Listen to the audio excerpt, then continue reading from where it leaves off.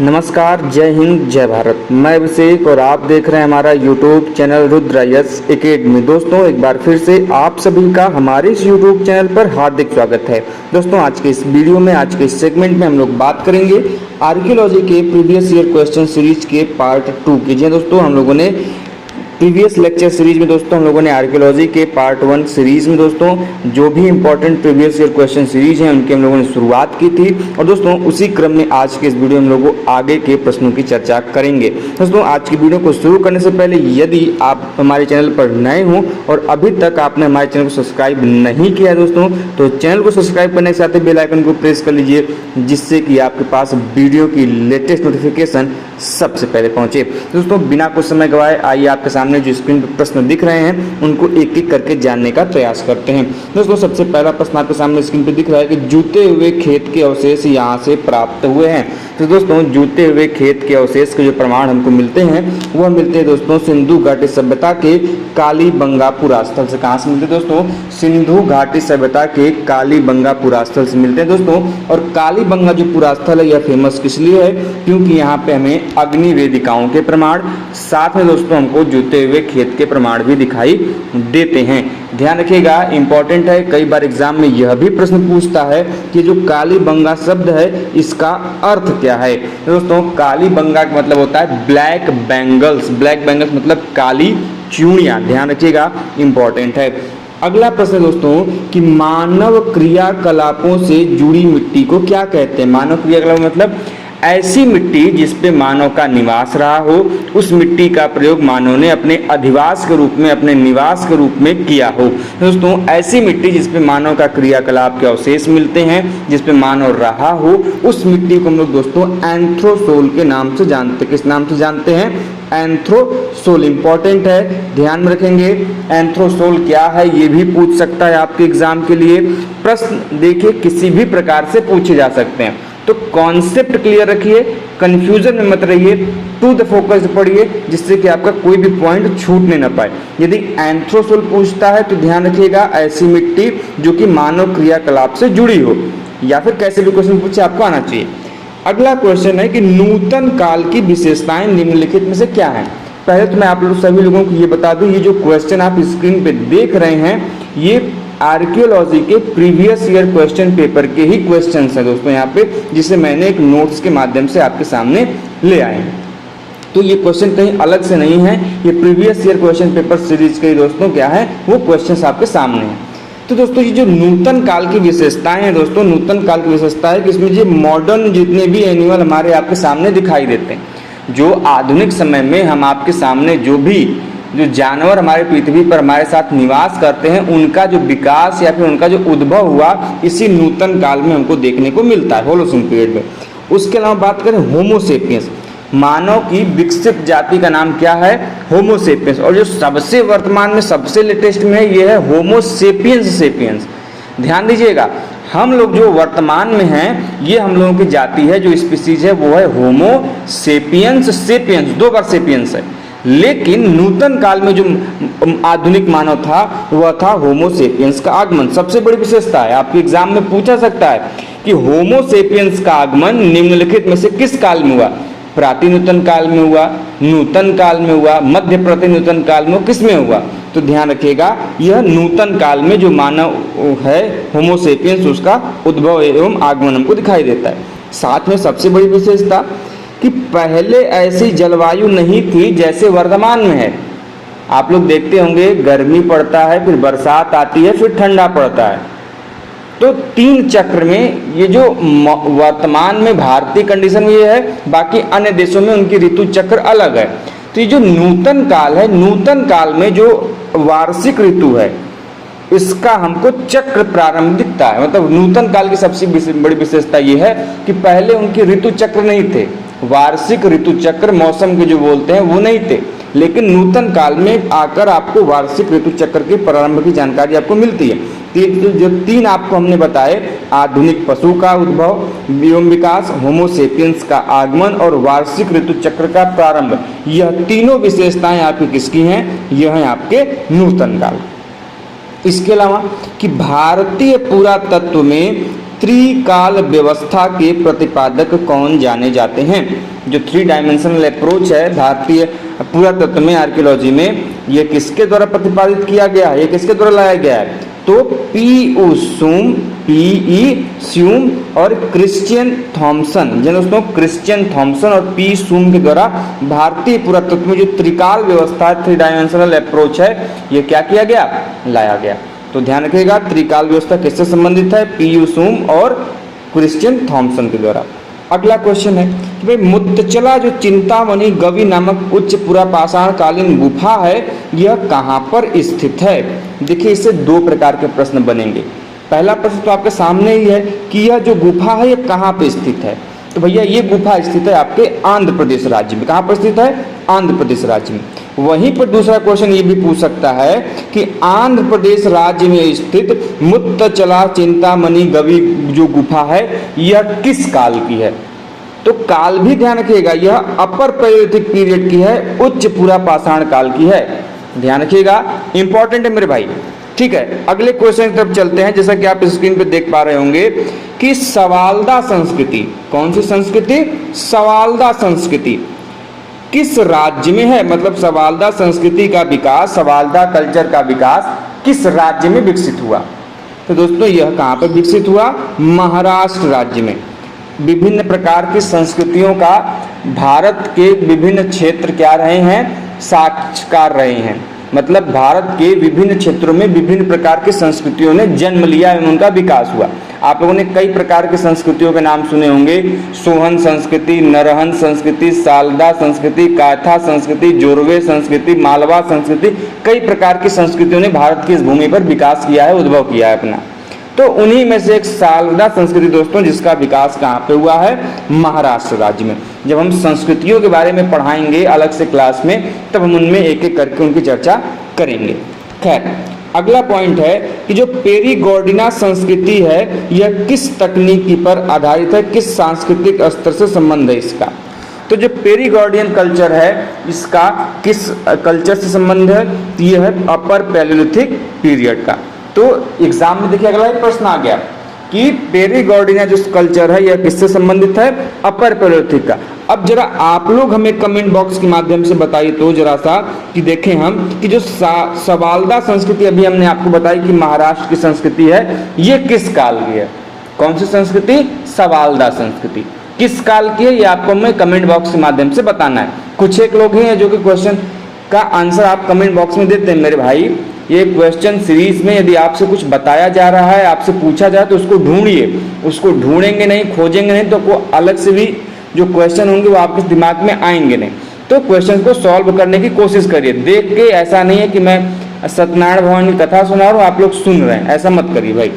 अगला क्वेश्चन क्या है कि पालतू जौ गेहूं, देखिए 2 प्रकार के क्रॉप्स होते हैं। एक जंगली होते हैं जिनको मानव अपने हिसाब से नहीं बोता है, नहीं काटता है, वो अपने आप प्राकृतिक रूप में जम जाते हैं, उनका मानव भक्षण कर लेता होता है, वो होते हैं जंगली फसल। और एक होता है मनुष्य अपने हाथ से बोता है, जिसको पालतू कह लें या फिर कह लें कि मनुष्य के द्वारा बोआ गया। तो जो पालतू जौ गेहूं जिसे मनुष्य अपने हाथ से बोता था, और अन्य फसल गंगा घाटी में कहाँ से मिलते हैं, किस काल से हमको दिखाई देते हैं? तो भारत के संदर्भ में भी आप देखेंगे तो भारत के संदर्भ में जौ और गेहूं का जो हमको प्रमाण मिलता है गंगा घाटी। ध्यान रखिएगा, ये पूछ कहाँ रहा है? गंगा घाटी के क्षेत्र में पूछ रहा है, गंगन वैली में। तो ये हमको दिखाई देते हैं 3री शताब्दी ईसा पूर्व के आसपास में। कब से दिखाई देते हैं हमको? 3री शताब्दी ईसा पूर्व के आसपास में। अगला क्वेश्चन है कि धान की भूसी मिश्रित पिंड, मतलब एक ऐसा पिंड मिला है जिसपे धान की भूसी लगी हुई है, धान की मिश्रित भूसी वाली पिंड हमको मिली है। कहाँ से मिली है? मध्य गंगा घाटी में मिली है, जिसकी डेटिंग 7वीं सहस्त्राब्दी ईसा पूर्व में माना गया है। तो क्वेश्चन ये है कि ये जो 7वीं सहस्त्राब्दी मध्य गंगा घाटी की धान मिश्रित भूसी पिंड मिली है, यह कहाँ से मिली है? तो भैया यह मिली है लहुरा देवा से। कहाँ से मिली है? लहुरा देवा से। अब देखिए यही क्वेश्चन आपके एग्जाम में अलग प्रकार से भी पूछ सकता है कि लहुरा देवा में मिली धान की भूसी मिश्रित पिंड की डेटिंग या काल क्या है? तो भैया तिथि क्या है? 7वीं शताब्दी ईसा पूर्व, 7th सेंचुरी BCE। तो क्वेश्चन क्या पूछ रहा है ये इंपॉर्टेंट है। अगला क्वेश्चन क्या है भाई कि शुतुरमुर्ग का अंडा, जिसको हम लोग ऑस्ट्रिच एग बोलते हैं, उसके छिलके पर बने मनके का प्रमाण, बीड्स का प्रमाण कहाँ से मिलता है? तो बहुत ही फेमस आर्कियोलॉजिकल साइट है जिसका नाम है पाटने। क्या नाम है? पाटने। पाटने फेमस क्यों है? तो शुतुरमुर्ग के अंडे के बने, जो उसके छिलके हैं, अंडे के छिलके, उस पर बने मनके के कारण। तो वहाँ पर शुतुरमुर्ग का जो अंडा है, ऑस्ट्रिच का जो एग है, उस एग का जो छिलका है, उस छिलके से मनके का निर्माण किया गया, इसीलिए वो फेमस है।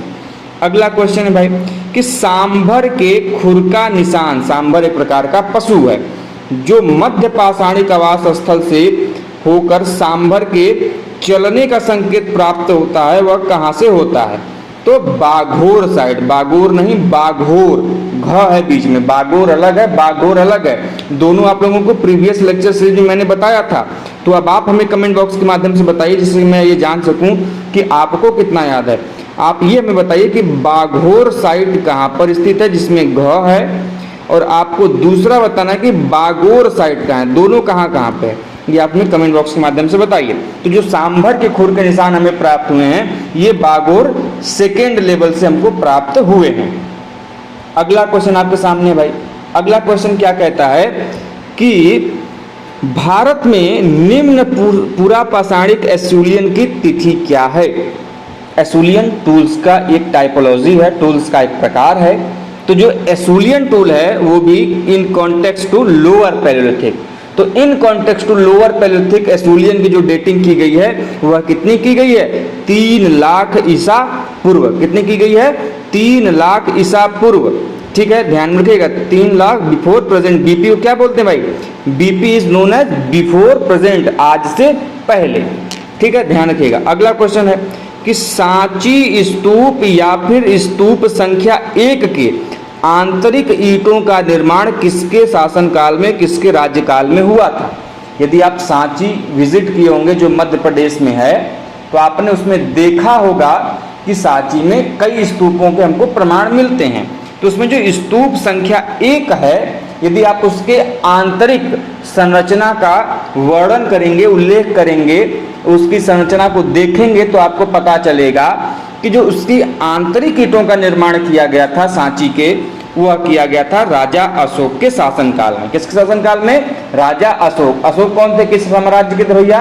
तो आपके मौर्य काल के थे। ध्यान रखिएगा, इंपॉर्टेंट है। मौर्य काल में ही भारत में प्रथम रूप में, बृहद रूप में इंस्क्रिप्शन की जो शुरुआत, ध्यान रखिएगा, इंस्क्रिप्शन अशोक के पहले भी मिले हैं। जैसे आपका महास्थान हो गया, सहगौरा हो गया, पिपरहवा हो गया, ये अशोक के पहले के अभिलेख हैं। लेकिन अशोक के समय में पहली बार अभिलेखों की एक विस्तृत चर्चा हमको देखने को मिलती है, जिसमें अशोक ने बृहद लेवल पर इंस्क्रिप्शन का निर्माण करवाया, अभिलेखों का निर्माण करवाया। खैर, तो जो सांची के स्तूप संख्या 1 के आंतरिक ईंट है, या किसके शासनकाल में इनका निर्माण हुआ? तो अशोक के शासनकाल में हुआ। अगला क्वेश्चन भाई कि जो होयलेश्वर मंदिर है, होयसवलेश्वर मंदिर, यह कहाँ पे स्थित है? यह हैलेबीड में स्थित है।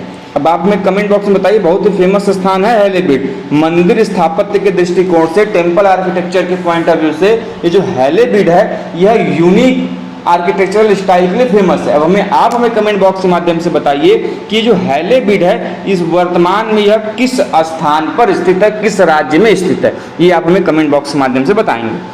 अगला क्वेश्चन क्या है कि the roots of ancient India जो बुक है, इसके लेखक कौन है? तो Walter Fair Service, Walter Fair Service जो जूनियर हैं, इन्होंने the roots of ancient India जो बुक है उसको लिखा है। अगले क्वेश्चन क्या है कि कार्ले सैल गुफा जो उत्कीर्ण की गई है, यह कब की है, कितने शताब्दी ईसा पूर्व की है?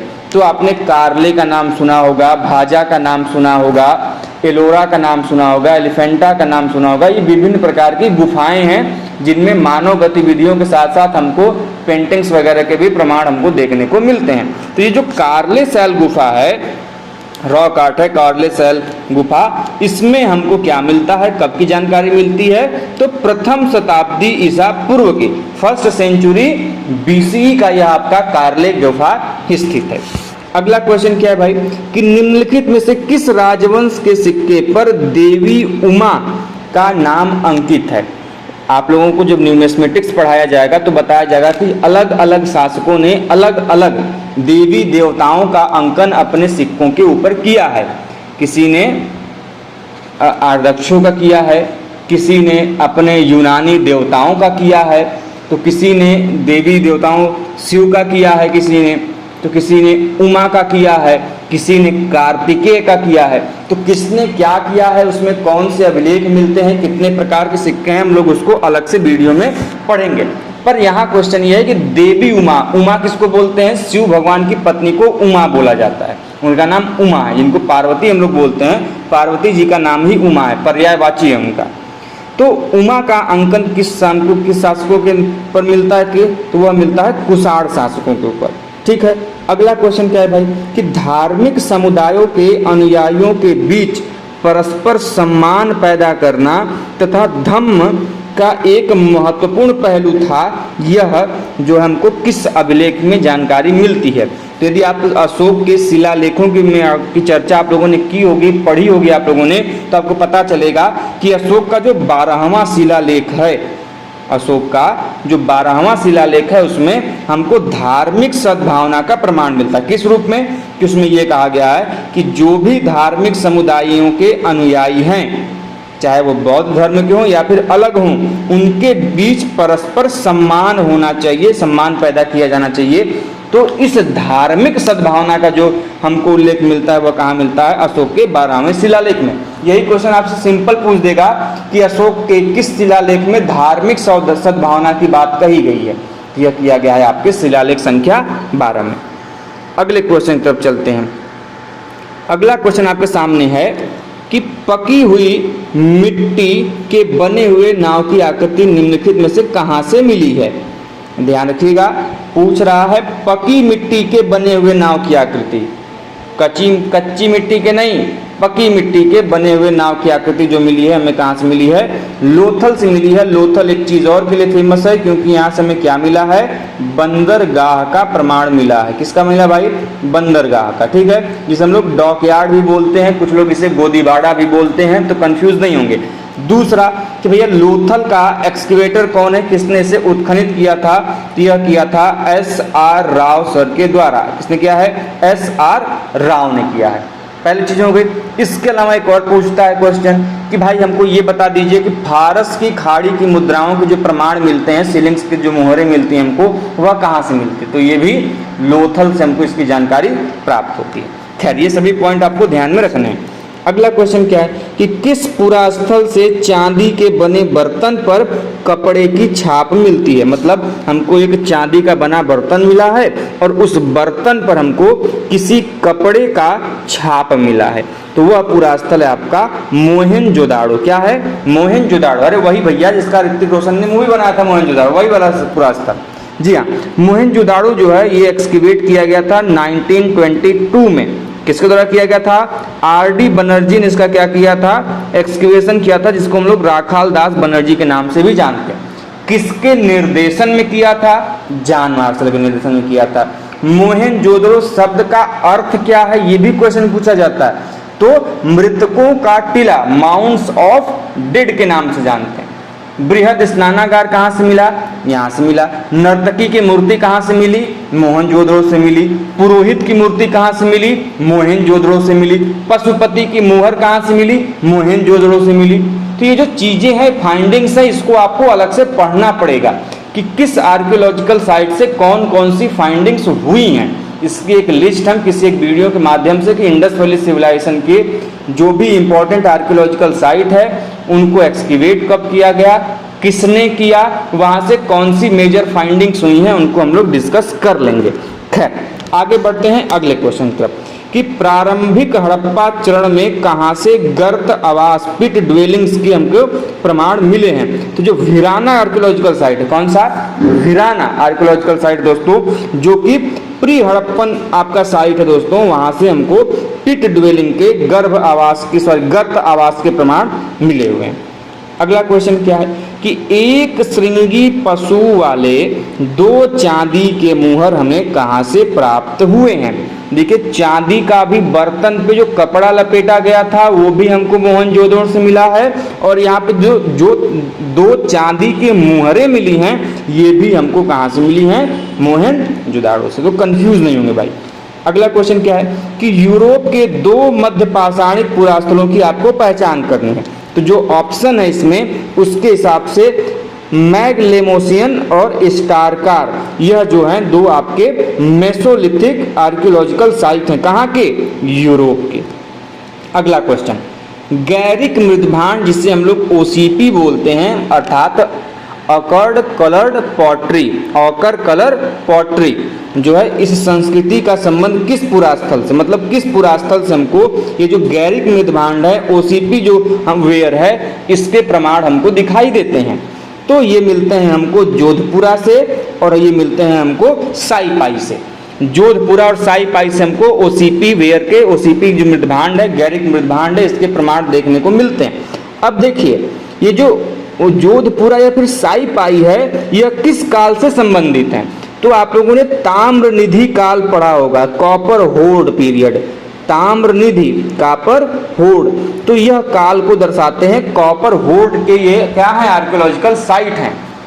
आप लोगों ने पढ़ा होगा कि शुद्ध तांबे के बने हुए खजाने के रूप में, होर्ड मतलब होता है एक प्रकार का खजाना, जिसे बयाना होर्ड पढ़ा जिसमें से गुप्तन कॉइन्स हम लोगों को मिले हैं, उसी प्रकार हमको कॉपर होर्ड्स के प्रमाण कई जगह अलग अलग मिले।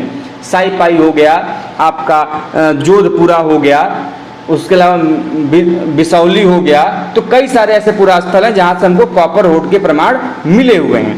तो ये जो जोधपुरा और साइपाई कॉपर होर्ड आर्कियोलॉजिकल साइट है हमको यहाँ से ओसीपी के भी प्रमाण मिलते हैं। तो कई जगह एग्जाम में पूछ लेता है कि ताम्रनिधि का या फिर कॉपर होर्ड से संबंधित मृदभांडों को आपको मैचिंग कराना होगा। तो ध्यान रखिएगा कॉपर होर्ड से संबंधित जो आपके मृदभांड है, ताम्रनिधि से संबंधित जो आपके मृदभांड है वो कौन से हैं, ओसीपी हैं। ठीक है, अगला क्वेश्चन आपके सामने है कि तांबे से बने हुए हारपून कहाँ से पाए गए हैं। तो तांबे के जो बने हुए हारपून है भैया ये पाए गए हैं शिशुपालगढ़ और हस्तिनापुर से। कहाँ से पाए गए हैं, शिशुपालगढ़ और हस्तिनापुर से। इनका किस चीज का प्रमाण मिला है, तांबे के बने हुए हारपून का प्रमाण मिला है। अब देखिए दोनों साइट जो शिशुपालगढ़ और हस्तिनापुर है, इन दोनों आर्कियोलॉजिकल साइट के जो एक्सकेवेटर हैं वो हैं आपके बीबी लाल सर। एग्जाम में पूछे कि हस्तिनापुर के उत्खननकर्ता कौन है या फिर मैचिंग के लिए आए तो ध्यान रखिएगा बीबी लाल हैं, और शिशुपालगढ़ के भी कौन है, बीबी लाल है। इसके अलावा आपके जो श्रृंगवेरपुर है इसके भी आपकी कौन है, ये बीबी लाल सर ही है। अगला क्वेश्चन क्या है कि ब्लैक स्लिप्ड वेयर, मतलब काले रंग का एक मृदभांड है जिसकी विशेषता है ब्लैक स्लिप्ड वेयर, चिकनापन उस काले के बर्तन में। तो ये जो बर्तन है ब्लैक स्लिप्ड वेयर ये निम्नलिखित में से किस आर्कियोलॉजिकल साइट में पाए गए हैं। तो इनकी जानकारी हमको बनारस वाराणसी के नजदीक जो राजघाट है जिसकी खुदाई आपके किसने की है, A.K. नारायण सर ने की। किसने की है, ध्यान रखिए भाई, पूछता है कि राजघाट की खुदाई करने वाले व्यक्ति का नाम A.K. नारायण सर। और अगियाबीर जो है, इन दोनों जगहों से हमको BSW ब्लैक स्लिप्ड वेयर के प्रमाण हमको मिले हुए हैं। अब आप हमें कमेंट बॉक्स के माध्यम से बताइएगा कि अगियाबीर की जो आर्कियोलॉजिकल साइट है उसके एक्सकेवेटर कौन है। हमने आपको वीडियो के माध्यम से 200 प्लस आर्कियोलॉजिकल साइट के एक्सकेवेटर की चर्चा की थी। अब आप हमें बताइए कि अगियाबीर जो आर्कियोलॉजिकल साइट है उसके एक्सकेवेटर कौन। अगला क्वेश्चन कि कौन से पुरास्थल पंजाब के लुधियाना जिले में स्थित है। तो वह आपका है संघोल और सुनेत। कौन से हैं, संघोल और सुनेत जो आपके आर्कियोलॉजिकल साइट है ये कहाँ पे स्थित है, इनकी लोकेशन क्या है, यह पंजाब के लुधियाना में है। अगले क्वेश्चन कि जो चंद्रगुप्त द्वितीय है जिसको हम लोग विक्रमादित्य के नाम से भी जानते हैं, शक्रादित्य भी बोलते हैं के नाम से जानते हैं, इनके सिक्कों पर किन धातुओं में चलाए गए। तो चंद्रगुप्त द्वितीय के सिक्के जो हैं यह चलाए गए हैं सोने पर और चांदी पर। तो इनके सिक्के मुख्यतः हमको सोने और चांदी के माध्यम से मिलते हैं। विभिन्न प्रकार के सिक्कों का निर्माण अलग अलग कालों में किया गया है। कुछ सिक्के कभी शीशे के, तो कुछ सिक्के कभी प्रोटीन के, कुछ सिक्के आपके कभी तांबे के, तो कुछ रजत में मतलब जो कि चांदी होती है, उसके अलावा सोने के सिक्के मिले। तो कई माध्यमों में सिक्के बने हैं जिनसे आपके क्वेश्चन पढ़ाए जाएंगे। खैर आगे बढ़ते हैं कि क्वेटा घाटी के जो पुरास्थल हैं यह हमें कहाँ से मिले हैं, कौन कौन से पुरास्थल इनसे संबंधित हैं।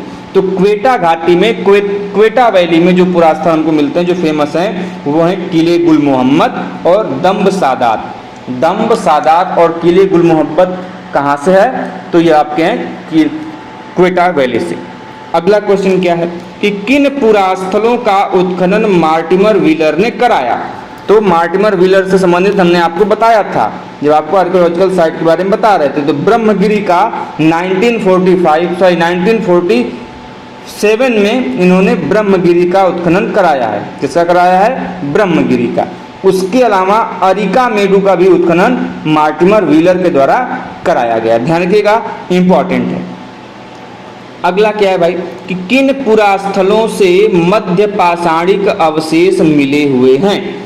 तो वह मध्य पाषाणिक पुरावशेष जो है मेसोलिथिकल पीरियड का वह है आपका बीरभानपुर और पटपरा से और बीरभानपुर से हमको मेसोलिथिक पीरियड के जो एविडेंस है हमको यहाँ से देखने को मिलते हैं। अब देखिए इंपॉर्टेंट चीज, एक चीज मैं बताना भूल गया अभी कुछ देर पहले, मार्टिमर व्हीलर का नाम आया था। मार्टिमर व्हीलर ने भारत में स्ट्रैटिग्राफी की शुरुआत की थी, स्तरीकरण की शुरुआत की थी। लेकिन ध्यान रखिएगा in the context of India की मैं बात कर रहा हूँ। लेकिन जैसे ही विश्व में बात की जाएगी कि विश्व में स्तरीकरण का या पुरातत्व का निर्माण का संदर्भ किया जाता है तो वो हो जाएगा पिट रिवर्स। ध्यान रखिएगा विश्व के संदर्भ में पिट रिवर्स और भारत के संदर्भ में मार्टिमर व्हीलर। अगले क्वेश्चन की तरफ चलते हैं। अगला क्वेश्चन क्या है भाई कि कौन सा ऐसा नवपाषाणिक पुरास्थल है जो 6वीं एवं 7वीं शताब्दी ईसा पूर्व के समकालीन है। तो वह है आपका झूसी और लहुरा देवा। अभी हमने आपको लहुरा देवा का नाम जानकारी दिया था जहां से हमको धान मिश्रित भूसी का पिंड मिला हुआ था। तो ये संबंधित है किस काल से, 6वीं शताब्दी ईसा पूर्व से हैं, जो कि कौन से पीरियड से संबंधित है भैया, नियोलिथिक पीरियड से नवपाषाण काल से संबंधित है। झूसी भी नवपाषाण काली क्या है आपका पुरास्थल है। कभी कभी मैचिंग करने के लिए आता है तो ध्यान रखिएगा झूसी भी एक नियोलिथिकल नवपाषाणिक पुरास्थल है। अगला क्वेश्चन क्या है भाई कि उत्खनित मध्य पाषाणिक पुरास्थलों में कहां से मुड़े हुए समाधान के साक्ष्य मिले हैं। ध्यान रखिएगा बात कर रहा है मेसोलिथिक आर्कियोलॉजिकल साइट की और ऐसे मेसोलिथिकल आर्कियोलॉजिकल साइट जिनका एक्सकेवेशन के दौरान हमको फोल्डेड बरियल मिले हैं, मतलब मुड़े हुए समाधान मिले, मतलब उसमें शवों को दफनाया जरूर गया है लेकिन उनको मोड़कर, उनके पैरों को मोड़कर दफनाया गया है। तो ऐसे हमको जानकारी मिलती है दमदमा आर्कियोलॉजिकल साइट से और लंघनाज आर्कियोलॉजिकल साइट से। दो ऐसे मेसोलिथिक पीरियड के आर्कियोलॉजिकल साइट हैं, दमदमा और लंघनाज, जहां से हमको मुड़े हुए समाधान के प्रमाण मिलते हैं। और ये आपके जो दमदमा और लंघनाज है ये मेसोलिथिक पीरियड के आर्कियोलॉजिकल साइट हैं। अगला क्वेश्चन क्या है किस स्थलों से ज्वार के बीज मिले हैं। तो दायमाबाद और इनाम गांव आपको दो चालकोलिथिक पीरियड के आपके क्या है आर्कियोलॉजिकल साइट हैं, यहाँ से हमको ज्वार के बीज के प्रमाण हमको देखने को मिलते हैं। और इनाम गांव एक और क्वेश्चन पूछता है कि भारत में या फिर विश्व के संदर्भ में कृषि नहीं, कृत्रिम सिंचाई, आर्टिफिशियल इरिगेशन सिस्टम जो कि मनुष्य के द्वारा बनाया गया था, तो ये जो कृत्रिम सिंचाई है इसका प्रमाण हमको किस आर्कियोलॉजिकल साइट से मिलता है, यह इसी इनाम गांव से देखने को मिलता है। क्वेश्चन आपके एग्जाम में ये पूछा गया, कई बार पूछा गया, इसलिए ध्यान में रखेंगे। और आज के जो अंतिम क्वेश्चन है आपके सामने कि उच्च पुरापाषाणिक काल के खास उपकरण की पहचान करनी, मतलब जो अपर पैलियोलिथिक पीरियड है उसके इंपॉर्टेंट टूल्स कौन से हैं। तो हर एक काल का अपना अपना टूल है, जैसे लोअर पैलियोलिथिक का चॉपर चॉपिंग है, मेसोलिथिक का माइक्रोलिथ है। उसी प्रकार दोस्तों जो अपर पैलियोलिथिक पीरियड है इसमें हमको ब्लेडलेट, ब्यूरिन एंड बोन्स के बने हुए, हड्डी के बने हुए हार्पून के प्रमाण हमको स्पष्ट रूप से दिखाई देते हैं। तो ब्लेडलेट ब्यूरिन हड्डी के बने हुए जो हार्पून हैं यह आपके किस काल के हैं, ये आपके अपर पैलियोलिथिक पीरियड के हैं, उच्च पुरापाषाण के खास उपकरण हैं। दोस्तों आज के इस वीडियो के माध्यम से हमने जाना क्या, तो आर्कियोलॉजी के प्रीवियस ईयर क्वेश्चन पेपर के महत्वपूर्ण क्वेश्चंस की। तो वीडियो कैसा लगा हमें कमेंट बॉक्स के माध्यम से जरूर बताइएगा। और मेरे भाई आप लोग वीडियो देखने के बाद चैनल को सब्सक्राइब नहीं करते, वीडियो को लाइक नहीं करते, तो वीडियो को लाइक भी करिए। और अभी तक चैनल को सब्सक्राइब नहीं किया है तो चैनल को सब्सक्राइब भी करिए। और मेरे दोस्त यदि आपको कोई भी हेल्प मिल पा रही हो हमारी मुहिम से तो आप अपने इस वीडियो को शेयर भी जरूर करिए अन्य लोगों के साथ, अन्य ग्रुप्स में भी। तो मिलते हैं दोस्तों ऐसे ही वीडियो के साथ नेक्स्ट वीडियो में। तब तक के लिए जय हिंद, जय भारत, हर हर महादेव।